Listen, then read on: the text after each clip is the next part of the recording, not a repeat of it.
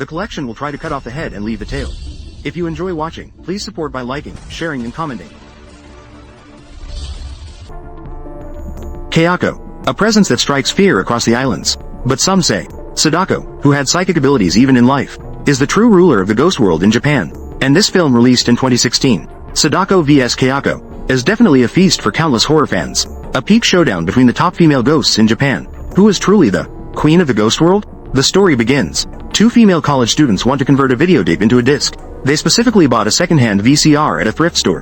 When Yuri hands the VCR to Natsumi, she finds a strange clump of black hair in her palm. Yuri is startled, but thinks it's just that the shop owner didn't clean the machine properly. Little do they know that the one they bought is not an ordinary VCR. That machine that played the cursed videotape was sold. Did they sell the one that played it? Yeah. It's said that anyone who watches the cursed videotape will die. But the clerk watched it 2 days ago, and she's still alive and well. So she naively thought it was all just rumors. She treated the tape as a free gift and put it in the VCR. However, when Yuri and Natsumi returned home and discovered the tape inside, Natsumi inexplicably felt a chill. She urged Yuri to quickly throw the videotape away, but the curious Yuri insisted on seeing what was on it.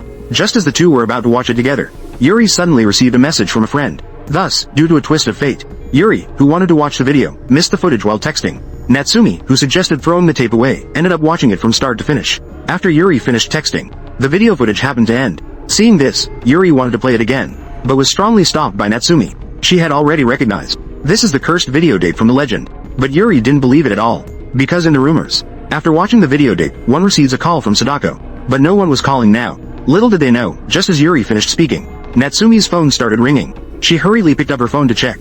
There was no caller ID displayed on it. Natsumi couldn't help but recall that terrifying legend. She was so scared that she didn't dare to answer the call. But Yuri didn't care about that. She snatched the phone and pressed the answer button. Immediately, a shrill noise filled the entire room. Even the lights in the room flickered on and off. Both of them were frozen in fear by this scene. At that moment, Natsumi suddenly saw Sadako with her long hair, standing right in front of her. Terrified, she couldn't help but scream. To her surprise, Sadako vanished just like that. The entire room returned to normal. However, Natsumi couldn't help but cry, because she knew very well she was already being haunted by Sadako. To find out the origin of the videotape, the two girls went to a secondhand store to ask the owner for information. Only then did they learn that the VCR and the tape inside were acquired by the owner from the home of a deceased elderly person. It said the old man died in a terribly tragic way, with a bunch of black hair clutched in his hand. Even more strange is that the community members who discovered the old man's body also died mysteriously 2 days later. They too were found with a woman's hair in their hands. The store owner hadn't paid much attention to these two incidents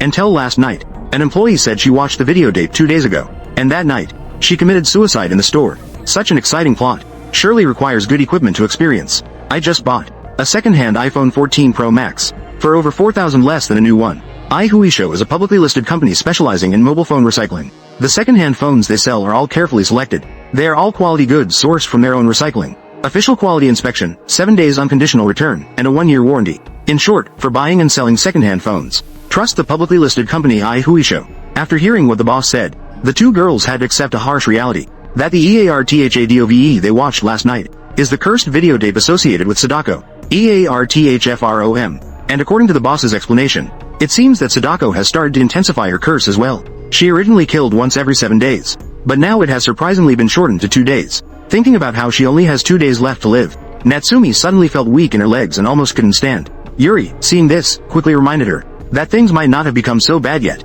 because she suddenly remembered that there is a professor named Morishige Shinichi at their school, who has been deeply devoted to researching various urban legends. Moreover, what's even more important is, Professor Morishige is still a diehard fan of Sadako. He even publicly offered a reward for the cursed videotape linked to Sadako. After making up their minds, the two of them went to Professor Morishige's office. They inquired about ways to lift the curse, but what they didn't expect was that Professor Morishige actually wanted to watch the tape himself to verify its authenticity. If this is real, then dying in 2 days would be worth it. After the strange images on the tape finished playing, the phone in the office indeed rang. Professor Morishige excitedly ran to answer the call. He kept asking the other party if it was Sadako, but the response he received was only a harsh noise. Upon hearing that long-awaited voice, Professor Morishige was not afraid at all. Instead, he was unusually excited, because he had finally found the legendary cursed videotape. Immediately after, he took a disc out from the bookshelf. He copied all the content from the videotape. At this moment, Yuri also found in his book a way to break the curse, which was to pass the cursed videotape to the next person, thus transferring the curse. Just as Yuri thought the curse on Natsumi had been lifted, the professor reminded her, this method won't save Natsumi. because he had just received the videotape from Yuri.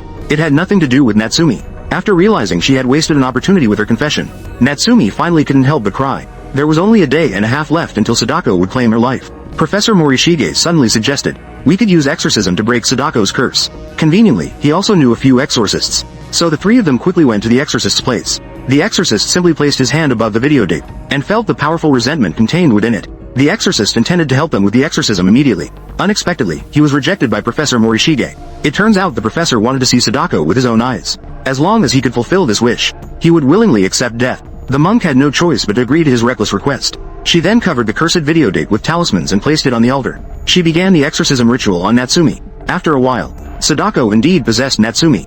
But what the monk didn't expect was, Sadako absolutely would not allow anyone to break the curse. There wasn't even room for negotiation. Sadako forcibly controlled the monk's two disciples to commit suicide. Then it would be the monk's turn. The monk knew he wouldn't survive the night. He reminded them that only a monk could deal with Sadako. Unexpectedly, at that moment, Professor Morishige suddenly rushed in front of the monk, thinking he was there to save someone. But unexpectedly, this guy disregarded his own safety. "Sadako, have you seen Sadako? Quickly tell me how I can see her." To such obsessive fans, Sadako shows no mercy. She controls the head of the monk. She violently smashed Shinichi's head, causing both of them to die on the spot. When Natsumi wakes up, only she and Yuri are still alive in the room. Looking at the scene before her, Natsumi cries and complains. If it weren't for Yuri insisting on watching the videotape, so many lives wouldn't have been lost. Yuri also fell into self-blame upon hearing this. To make amends, she handed the videotape to Natsumi. Then she took it back from Natsumi's hands. According to Sadako's curse principles, Natsumi has now passed the curse to Yuri. Then Yuri found a room with a television. Not only did she watch all the content of the videotape, but she also received that call from Sadako. But at that moment, a stranger rushed in with a little girl. He snatched the phone from Yuri's hand. Then he smashed it on the ground, crushing it to pieces. Yuri realized that he was the monk referred to by the exorcist. As she asked him if she had helped Natsumi lift the curse, the monk only gave her a blank stare. Tamao, standing nearby, told Yuri, that method to transfer the curse is actually a rumor. Yuri's actions just now only cursed herself. It wouldn't affect Natsumi at all, so she will still be taken by Sadako tomorrow night. After learning this situation, Natsumi fainted on the spot from fright. At that moment, she had no idea. Since the monk was willing to show up here, he certainly wouldn't let her be killed by Sadako. Tamao, you know what I'm thinking, right? What are you going to do? To deal with monsters, you have to use a monster. The monk knows he can't defeat Sadako, so he plans to help her find an evenly matched opponent. The best choice for a ghost, naturally, is the indiscriminate killer, and the undefeated Kayako. The monk asks Yuri and Natsumi to stay at home and wait for news. He then takes Tamao to the entrance of the Saki house. As soon as he opens the door, the monk throws a talisman-blessed stone inside. It scares off the intent on harming Toshio. However, it has no effect on Kayako. The monk becomes increasingly convinced that only Kayako can deal with Sadako. Just as the two are leaving the haunted house, they encounter a passing female college student, Reika. The monk senses that she will become Kayako's next target, so he warns her not to go near the house. This, however, is a difficult thing for Reika, because she lives right across from the haunted house. That night, while Reika's family was having dinner, they talked about the elementary school students who had gone missing recently. Although Reika was concerned about their whereabouts, she couldn't think of a way to find them.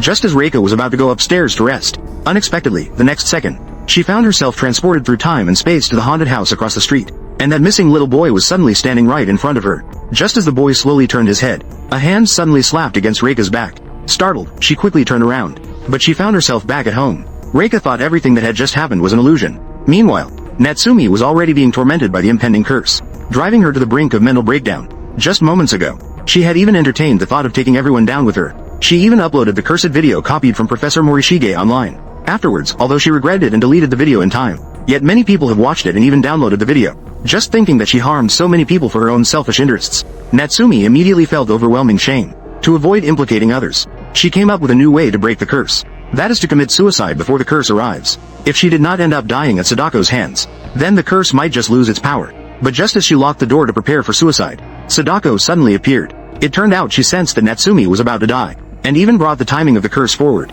Therefore, when the monk and Tamao rushed back, Natsumi had already turned into a cold corpse. According to the monk's speculation, Sadako acted on Natsumi earlier than planned, resulting in Yuri's curse also being brought forward. So there was only one night left for the monk to set up the trap. At that moment, Tamao suddenly sensed that Reika was in danger. Reika had originally planned to go to bed. However, she saw the haunted house across the street light up. Reika looked through the window. She discovered that the missing little boy was inside the house. She immediately threw the monk's warning out of her mind. She grabbed a flashlight from home and went to the haunted house. After searching for a while, she finally found the boy with a backpack in the closet on the second floor. She found the boy with a backpack, but when she called the boy to come home, the boy stood still without moving. In the next moment, his head suddenly turned into Toshio's head. Reika was immediately terrified by this scene, and she dropped the flashlight, running downstairs in fear. Little did she know, as soon as she reached the bottom of the stairs, she ran into her parents. It turned out that her parents had followed her after seeing their daughter leave in the middle of the night. They had secretly followed her, but they never expected that. There are actually ghosts in this old house where my daughter came. Reika's father, in his carelessness, was dragged away by Toshio, who grabbed his neck. The remaining mother and daughter were still in shock when they saw Kayako crawling down from upstairs. Reika's mother realized she couldn't escape, so she pushed her daughter out the door with all her strength. At this moment, the monk and a few others also appeared at the entrance of the haunted house. Unfortunately, they could only save Reika.